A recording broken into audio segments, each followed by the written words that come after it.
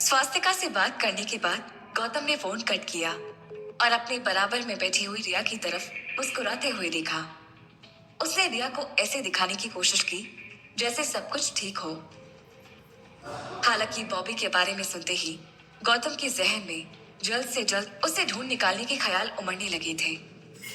हालांकि गौतम ने फोन पर बात करते हुए काफी सावधानी बरती थी, लेकिन फिर भी रिया ने अपने तेज कानों से स्वास्तिका को बॉबी का नाम लेते हुए सुन लिया था। रिया एक टक गौतम की तरफ देख रही थी। उसने गौतम की आंखों में घूरते हुए कहा, क्या हुआ? तुम्हारे माथे पर इतनी टेंशन क्यों है? इसका फोन था। गौतम ने बात पलटने की कोशिश करते हुए कहा, किसी का नहीं, दिन में 10 फोन आते हैं, सबका डिटेल शेयर नहीं करता हूं मैं, तुम्हें पता है। और एक तो प्लीज मेरा पीछा करना छोड़ो। तभी रिया ने चौंकते हुए कहा, मतलब अभी भी मुझे दोषी ठहरा रहे हो? गौतम ने मुस्कुराते हुए जवाब दिया, मैंने ऐसा कब कहा कि तुम दोषी हो? बस ज्यादा सोचती हो। मैं नहीं चाहता तुम जरा भी टेंशन लो। चलो घर चलते हैं, मुझे बहुत भूख लगी है। इतना कहकर गौतम ने स्टीयरिंग व्हील पर अपने हाथ रखकर पैर एक्सीलेटर पर जमा दिया। रास्ते पर रिया के दिमाग में वही एक शब्द गूंज रहा था, बॉबी। आखिर ये बॉबी कौन है? और ये आवाज फोन पर मुझे स्वास्तिका जैसी लग रही थी। ये स्वास्तिका और गौतम का इस बॉबी नाम के शख्स से क्या कनेक्शन है? उसका नाम सुनते ही गौतम के पसीने क्यों छूट गए? I have to find this out. घर पहुंचते ही गौतम रिया को छोड़कर वहां से जाने लगता है, लेकिन रिया उसे जाने से रोक लेती है। वो उसकी बाहों में हाथ डालकर उसके गाल पर किस करने की कोशिश करते हुए उससे कहती है, अभी तो आए हो, फिर जाने लगे? अब रात में कहाँ जाओगे? तुम मेरे साथ थोड़ा भी क्वालिटी टाइम नहीं बिताते हो।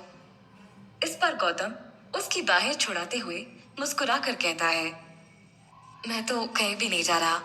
तुम कमरे में वेट करो, मैं जरा छत पर टहल कर आता हूँ। एक दो इम्पोर्टेंट कॉल करने हैं, उसके बाद मैं तुम्हारा। लेकिन रिया गौतम के सीने से चिपक जाती है। गौतम जानता था कि वो फंस चुका है। रिया उसे इतनी आसानी से नहीं छोड़ने वाली। इसलिए वो रिया को अपनी गोद में उठाकर कमरे में ले जाता है और उसे बड़े प्यार से बेड पर लिटा देता है। गौतम तुरंत वहां से निकल जाता है। वो छत पर नहीं गया था। वो कमरे से बाहर निकलते ही बरामदे में जाकर चुपके से स्वास्तिका को एक बार फिर फोन मिलाता है। हाँ हेलो स्वास्तिका, तुम्हें पता चला कि ये बॉबी कहाँ मिलेगा? इस पर स्वास्तिका ने कहा, लगभग 1 घंटे से मैं वही सर्च करने की कोशिश कर रही हूँ। मुझे ये बंदा फेसबुक इंस्टाग्राम पर मिला।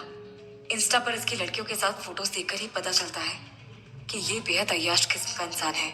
हमेशा इधर उधर घूमता रहता है। अच्छी खासी फैन फॉलोइंग भी है इसकी, मगर इसकी एग्जैक्ट लोकेशन का कुछ पता नहीं चल पा रहा है। गौतम अपने माथे का पसीना साफ करते हुए उससे कहता है, कोई तो रास्ता होगा इस तक पहुंचने का। हमारे लिए इसको ढूंढना बहुत जरूरी है। जब तक ये नहीं मिलता तब तक अंजलि पर मौत का साया मंडराता ही रहेगा। तभी स्वास्तिका कुछ सोचते हुए कहती है, एक मिनट, अभी मुझे याद आया। मैंने इंस्टा पर इसकी एक वीडियो देखी है। उसमें ये किसी फार्मा कंपनी की मीटिंग में बैठा हुआ है। इस पर गौतम कहता है, वेरी गुड। क्या वीडियो में कुछ ऐसा दिख रहा है जिससे पता चल सके कि वो सेमिनार हॉल कहाँ है जिसमें ये मीटिंग थी? स्वास्तिका कहती है, ऐसा तो कुछ नहीं दिखाई दे रहा है। एक बार मैं फिर से चेक कर लेती हूँ, अगर सेमिनार हॉल का कोई क्लू मिलता है तो। गौतम स्वास्तिका का वेट करने लगता है। वो नहीं जानता था कि रिया पीछे खड़ी गैलरी में लगे एक पिलर के पीछे छिपकर उसकी सारी बातें सुन रही थी। वीडियो को गौर से देखने पर स्वास्तिका कहती है, हाँ गौतम, एक क्लू मिला तो है। वीडियो में जहाँ बॉबी खड़ा है उसके ठीक पीछे एक रेस्टोरेंट का बैनर लगा हुआ है।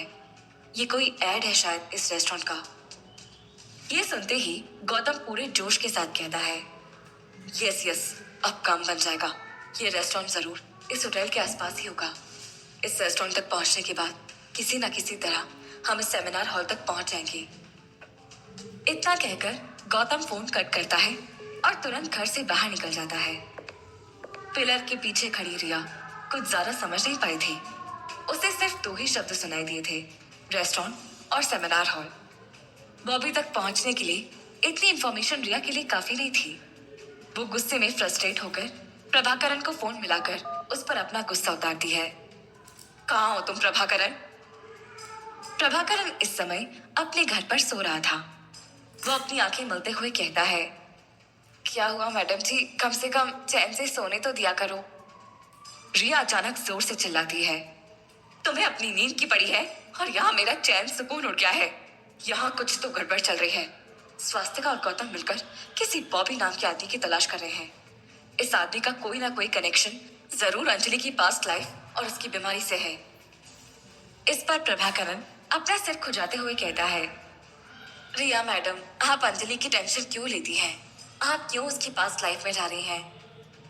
तभी रिया गुस्से में उसे डांटते हुए कहती है, shut up you bloody idiot. तुम नहीं जानते यहाँ कोई साजिश चल रही है। ये लोग कुछ ना कुछ बड़ा करने की फिराक में हैं। इसमें कहीं मेरा कुछ नुकसान ना हो जाए। मुझे जानना है। सुबह आकर मिलो, हमें अंजलि के डॉक्टर के पास चलना है। ये कहते हुए रिया गुस्से में फोन कट कर देती है। उसके माथे पर चिंता की लकीरें थी। गौतम देर रात ही उस रेस्टोरेंट तक पहुंच जाता है जिसका नाम नाइट क्राउलर था। वो रिसेप्शन पर जाता है और रिसेप्शनिस्ट को बॉबी की वीडियो दिखाते हुए उससे कहता है, ये जो बैकग्राउंड में दीवार पर पोस्टर लगा है, ये आपका ही रेस्टोरेंट का है ना? रिसेप्शनिस्ट माथा सिकोड़कर एक बार वीडियो में गौर से देखते हुए कहती है, हाँ, ये हमारी रेस्टोरेंट का ऐड है। गौतम राहत भरी सांस लेते हुए कहता है, ओके, वेरी नाइस। अब क्या आप बता सकते हैं कि ये कौन सा सेमिनार हॉल है जहां पर आपका ये ऐड लगा है? इस पर रिसेप्शनिस्ट गौतम का चेहरा देखते हुए कहती है, कोई पुलिस वाले हो क्या? इन्वेस्टिगेशन करने आए हो? रिसेप्शनिस्ट की बात सुनकर गौतम मुस्कुराते हुए बात घुमाकर कहता है, आपकी पहली वाली बात गलत है, दूसरी सही है। मैं कोई पुलिस वाला नहीं हूँ। हाँ, पर इन्वेस्टिगेशन करने जरूर आया हूँ। रिसेप्शनिस्ट इस बार गौतम को एक तरह से घूरते हुए कहता है, इन्वेस्टिगेशन? कैसा इन्वेस्टिगेशन? गौतम अपना गला साफ करते हुए कहता है, दरअसल बात यह है ब्रदर, मेरी वाइफ इस सेमिनार हॉल में गई थी और उसका नेकलेस कहीं गिर गया है। 20 लाख रुपए का है। मुझे शक है कि सेमिनार हॉल के कर्मचारियों में से किसी को वो मिला है। अगर तुम मुझे इस सेमिनार हॉल का पता बता दोगे तो तुम्हारा इनाम पक्का है। रिसेप्शनिस्ट काफी समझदार था। वो इनाम वाली बात को इग्नोर करके कहता है, नहीं सर, मुझे आपसे कोई इनाम नहीं चाहिए। ये सेमिनार हॉल का पता मैं आपको बता देता हूँ। पीपीपी कॉन्फ्रेंस हॉल यही आगे जाकर 200 मीटर की दूरी पर है। रिसेप्शनिस्ट की ईमानदारी देखकर गौतम मुस्कुराते हुए उसे हाथ मिलाता है और चुपचाप वहां से बाहर निकल जाता है। सेमिनार हॉल तक पहुंचने में गौतम को बस थोड़ी ही देर लगती है, लेकिन उसकी किस्मत खराब थी। जब तक वो वहां पहुंचता है तब तक सेमिनार हॉल बंद हो चुका था। अब उसके पास कल फिर से यहाँ आने के अलावा और कोई रास्ता नहीं बचा था। अगले दिन सुबह ही गौतम बिना बताए घर से निकल जाता है। वो सीधा अंजलि के होटल जाता है। वो बच्चों के लिए काफी सारे स्नैक्स और चॉकलेट ले गया था और अंजलि के लिए वो दवाएं जो डॉक्टर ने उसे लिख कर दी थी। वो अपने हाथों से अंजलि को इंजेक्शन लगाता है। अंजलि उसे देखते हुए कहती है, देखो गौतम, मैं तुम्हारा कंसर्न समझ सकती हूँ। तुम ऐसा बच्चों की वजह से कर रहे हो। मैं बच्चों का ख्याल ठीक से रखूंगी। तुम बच्चों की चिंता बिल्कुल मत करो। इस पर गौतम अंजलि की तरफ नजर उठाकर देखते हुए कहता है, मैं ये सिर्फ बच्चों के लिए नहीं कर रहा हूँ। अंजलि ने उसे गौर से देखते हुए पूछा, तो फिर क्यों कर रहे हो? गौतम अंजलि को मुस्कुरा कर देखते हुए उससे कहता है, मैं खुद भी नहीं जानता, तो फिर मैं इस बात का जवाब तुम्हें कैसे दे सकता हूँ? तभी स्वास्तिका अंदर से तैयार होकर आती है। अंजलि के पूछने पर स्वास्तिका हंसते हुए जवाब देती है, आज मेरा मूड ऑफ था तो मैंने सोचा कि थोड़ा जयपुर घूम लूं। गौतम मुझे बस स्टैंड छोड़ देगा, मैं 2-4 घंटे में वापस लौट आऊंगी। इतना कहकर स्वास्तिका गौतम के साथ होटल से चली जाती है। अंजलि सोच में पड़ गई थी। वो समझ नहीं पा रही थी कि अचानक स्वास्तिका गौतम के साथ इतना समय क्यों बिताने लगी है। वो नहीं जानती थी कि स्वास्तिका और गौतम इस समय बॉबी का एड्रेस निकालने के लिए सेमिनार हॉल जा रहे थे। इधर गौतम और स्वास्तिका सेमिनार हॉल के सामने खड़े हुए थे और उधर रिया प्रभाकरण के साथ अंजलि के डॉक्टर के क्लिनिक में उनके सामने बैठे थे। रिया की पूरी बात सुनने के बाद डॉक्टर अपनी गर्दन ना में हिलाते हुए कहता है, मैं समझ सकता हूँ, आप अंजलि की सिस्टर हैं। बेशक आप उनके लिए चिंतित होंगी, बट मैं अपने मरीज की कोई भी इंफॉर्मेशन आपके साथ शेयर नहीं कर सकता। तभी रिया अपनी आंखों में आंसू भरकर आखिरी ट्राई करते हुए कहती है, मेरी बहन ने बहुत दुख देखे हैं डॉक्टर साहब, और मैंने कभी भी बुरे वक्त में उसका साथ नहीं छोड़ा। मुझे कोई कुछ नहीं बता रहा।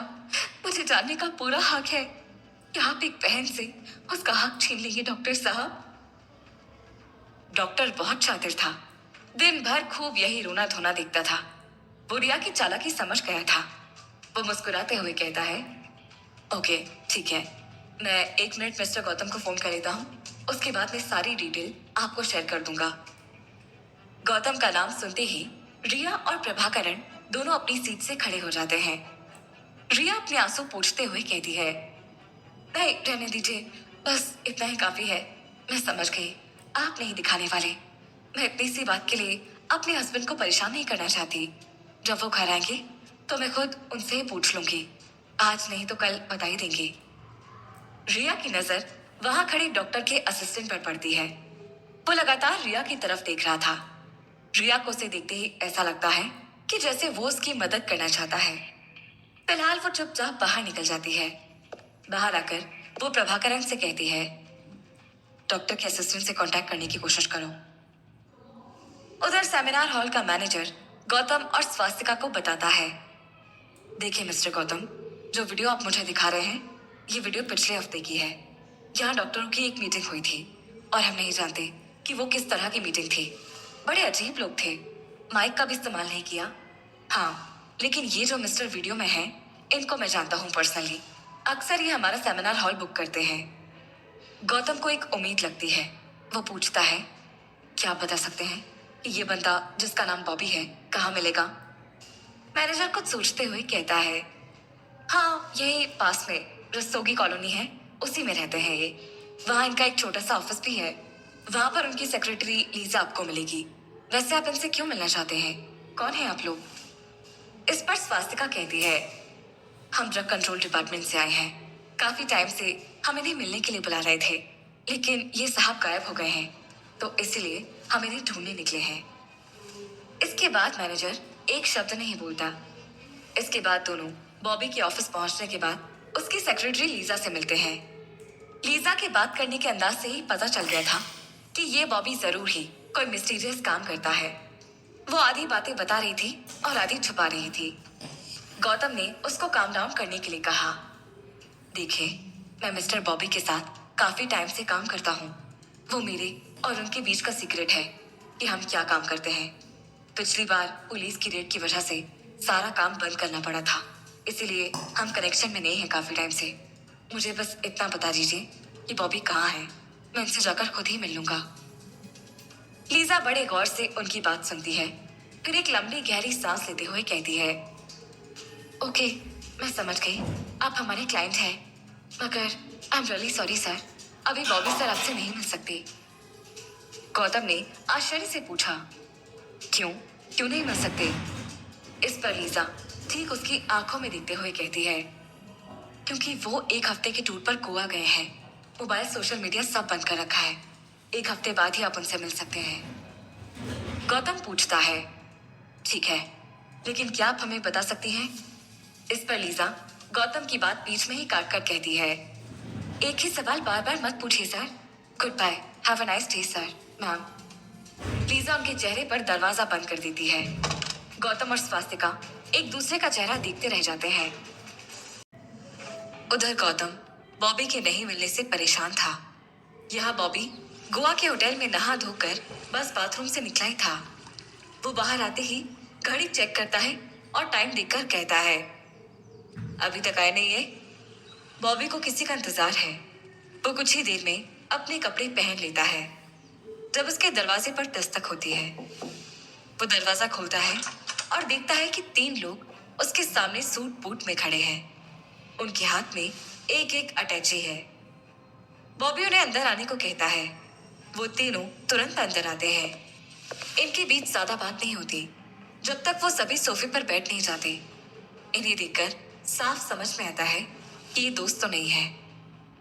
सोफे पर बैठने के तुरंत बाद ही तीनों द्वारा सूटकेस को बीच में रखे टेबल पर रख दिया जाता है। सबसे पहले दो को खोला जाता है। उसके अंदर कुछ दवाई रखी हुई दिखाई देती है। आदमी कहता है, ये हमारा माल। और फिर आखिरी सूटकेस भी खोली जाती है। दूसरा आदमी कहता है, ये तुम्हारा माल। उस आखिरी सूटकेस में पैसों की गड्डी रखी हुई है, जिन्हें देखते ही बॉबी की आंखों में भी पैसा दिखता है। इसका इफेक्ट पिछले वाले से तेजी से करता है और मरीज को दवाई की तड़प भी तेज होती है। उन आदमियों में से एक कहता है, क्या बात है, तब तो इसकी खपत भी जल्दी होगी। बॉबी कहता है, हाँ, लेकिन इसे बनाना बहुत मुश्किल होता है, इसीलिए इसे आराम से मार्केट में फैलाना है। वो आदमी फिर कहता है, अगर वो कुछ साल पुराना वायरस असर कर जाता तो आज हमें इतनी तकलीफ नहीं उठानी पड़ती। वायरस बनाना भी आसान होता और उसकी दवाई भी।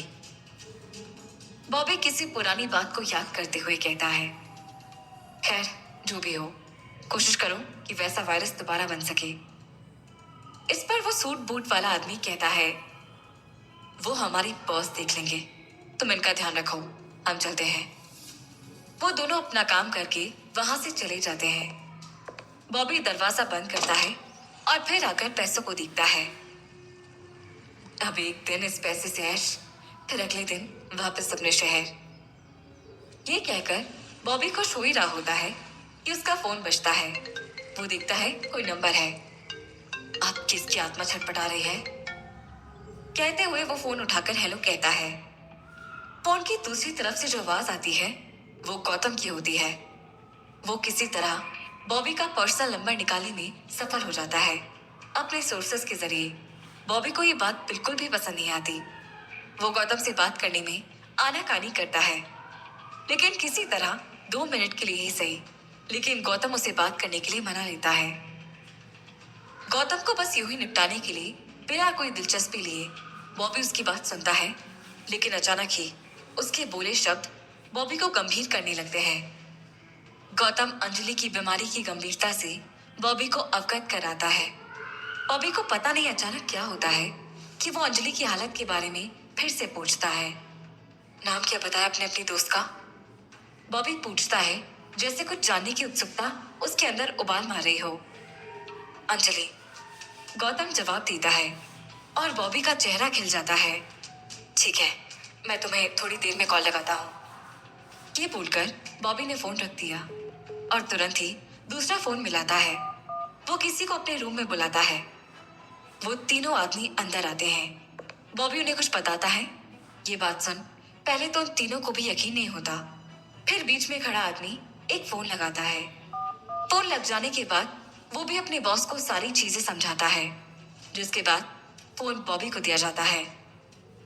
जानते हो ना तुम क्या कह रहे हो? बॉस की आवाज बॉबी के कान भेदती है।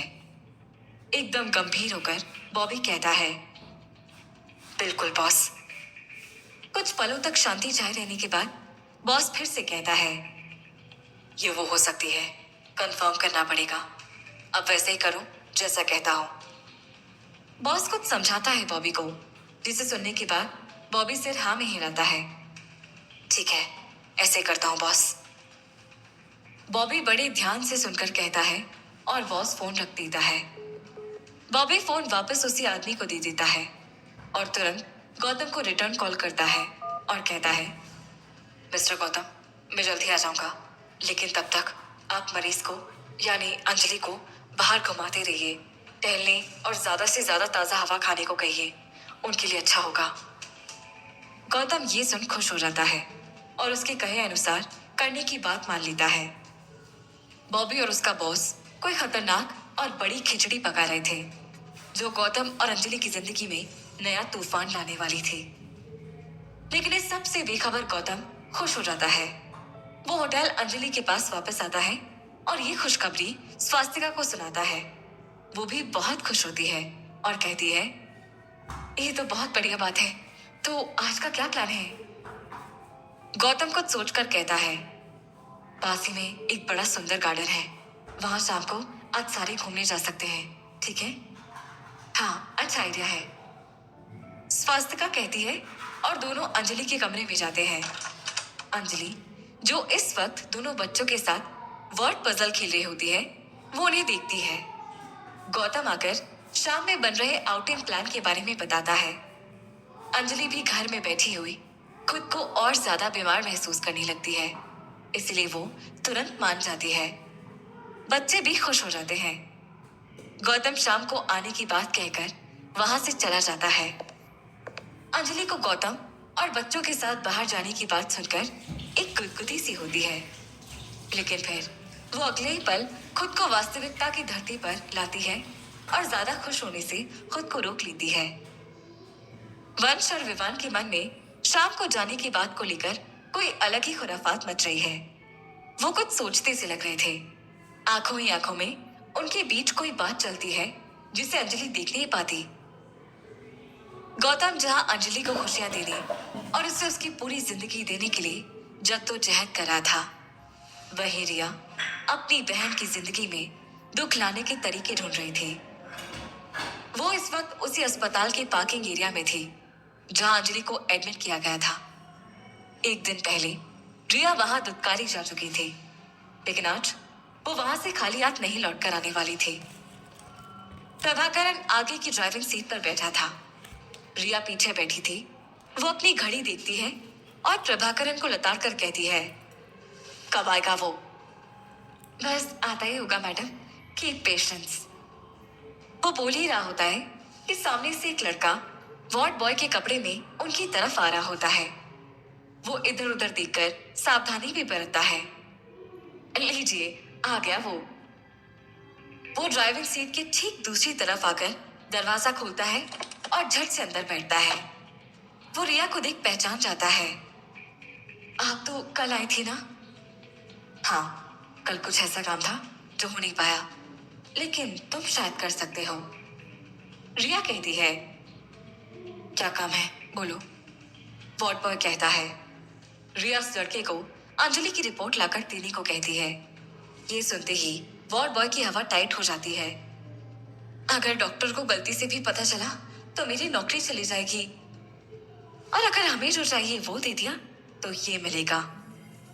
रिया नोट की एक गड्डी वार्ड बॉय के हाथ में धर देती है।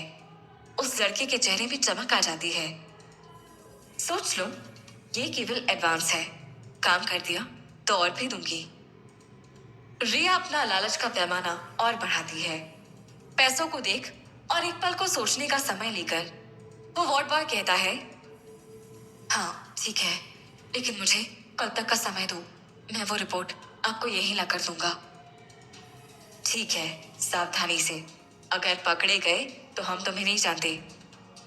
प्रभाकरन उसे सावधान करते हुए कहता है, हाँ चिंता मत कीजिए, मैं ध्यान रखूंगा।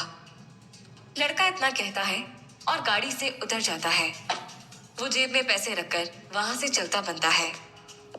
रिया भी अब खुश दिखाई दे रही थी।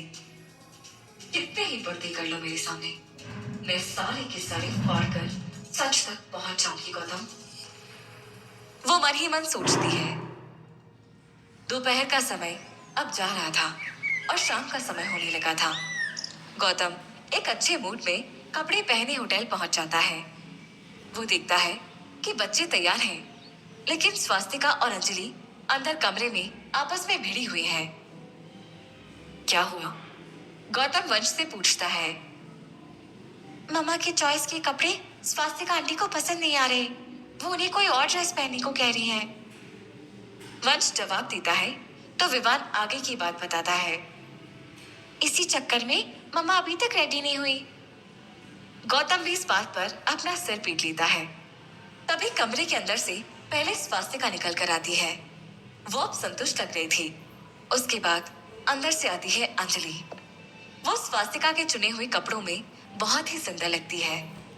कुछ दिनों की बीमारी भी उसके चेहरे पर कोई असर नहीं डालती दिख रही होती है।